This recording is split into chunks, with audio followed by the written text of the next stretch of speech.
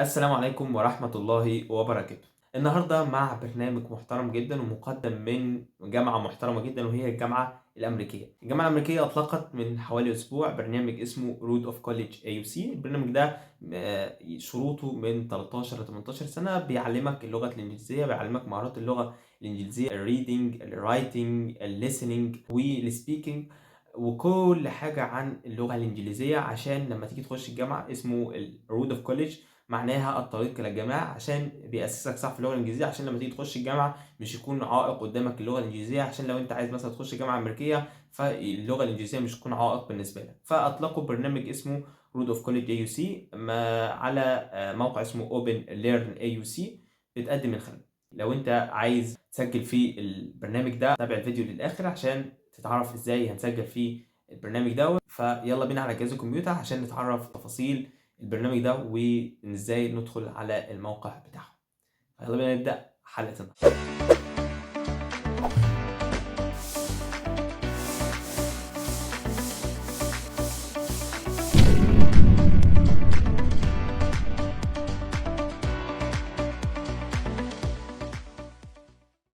ورجعنا لكم مرة أخرى. هنكتب في السيرش رود اوف كوليدج AUC. لما نبحث هنلاقي أول خيار مكتوب AUC Road to College provides free online English. هنضغط عليها، هيجيبنا الصفحة ديت زي ما انت شايفها، بس الصفحة بالإنجليش. بس احنا هنرجع تاني وندوس على ترجم هذه الصفحة عشان نعرف نقرأ ان المنحة ديت أو البرنامج ده بيتكلم عن ايه. هو دورات مجانية في اللغة الإنجليزية عبر الإنترنت. البرنامج اسمه AUC Road to College. آه هنا بيتكلم لي عن ان هي اول مؤسسة تعليمية في الشرق الاوسط بتقدم دورات مجانية في اللغة الانجليزية عبر الانترنت، وتم اطلاقه من الجامعة الامريكية بالقاهرة، وبيقدموا في الموقع ده دورات مجانية على طول. هنا بيقول لك قال رئيس الجامعة الأمريكية إن هي بتعد اللغة الإنجليزية هي الركيزة، يعني اللي أنت القدرة على إتقان اللغة الإنجليزية ده قدرة حاسية حاسمة جدا يعني.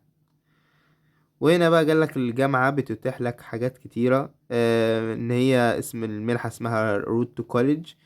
هي فيها حوالي 12 دورة، وهي بتقدم لطلاب المدارس الإعدادية والثانوية، عشان زي ما قلت لك من 13 ل 18 سنة. وهنا بقى خارج الفصل الدراسي المنحة بتكون اونلاين.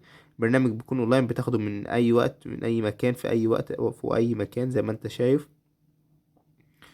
وبيقول لك هنا تم تصميم الدورات ديت من قبل مدربي اللغة الإنجليزية بالجامعة الأمريكية بالقاهرة، وبتتضمن بقى دورات ووحدات، 6 وحدات. عندك 6 وحدات بتاخدهم من 3 ل4 ساعات في الأسبوع.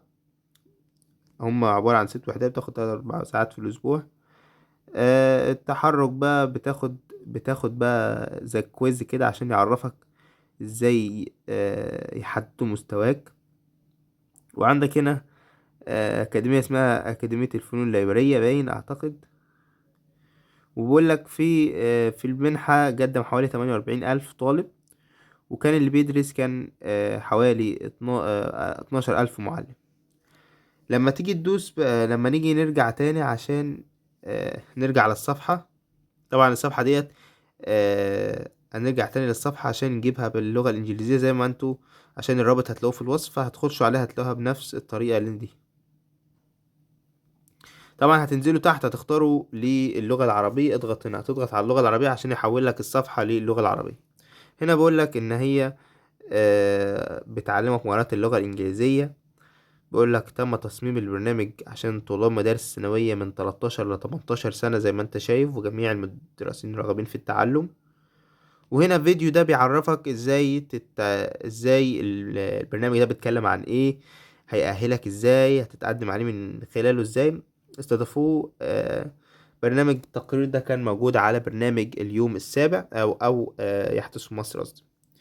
هنا بقول لي أهمية تعلم اللغة الإنجليزية، طبعا احنا عارفينها، بس احنا عايزين مهم لماذا تلتحق ببرنامج الطريق إلى الجامعة. أول حاجة بيمكنك الدراسة في المكان والوقت المناسب. بتنمي مهاراتك اللغوية بتاعة اللغة الإنجليزية بالجامعة الأمريكية. لو أنت عايز تقدم بتحصل على شهرة في نهاية الدورة، وبتنضم لمجتمع من الناشرين الشباب أو مش وبتحصل على فرصة لزيارة حرم الجامعة.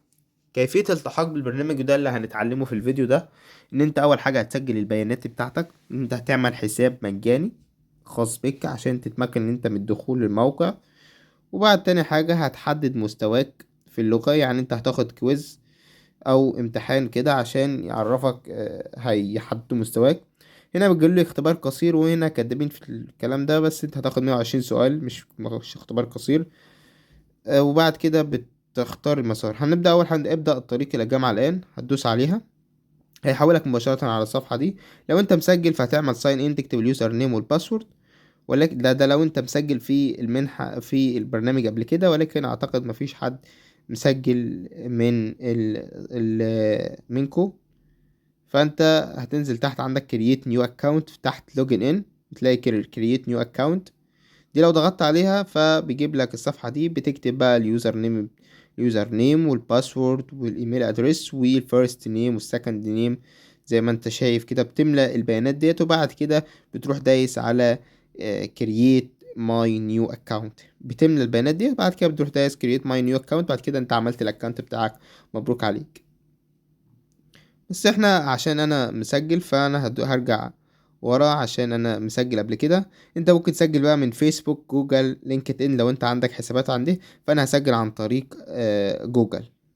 اول ما اسجل ادوس على طريق على جوجل، فبختار الحساب بتاعه وبدخلنا على الصفحة اللي انت شايفها ديت، وبيقول لي هنا قبل البدء انت يجب ان تتأكد ان لديك اتصال بانترنت جيد. الدليل فيه 3 أقسام للسؤال، حوالي 120 سؤال، بتاخد ساعة كاملة بتحل فيه و15 دقيقة عشان تراجع فيه. وبيقول لك لازما سيتم إعلان الدليل 75 دقيقة، العد التنازلي ساعة وربع. لازما انت تكون فاضي عشان لو انت دخلت الامتحان مش هتعرف تخرج منه تاني، او لازما تكون فاضي في الوقت اللي انت عايزه فيه.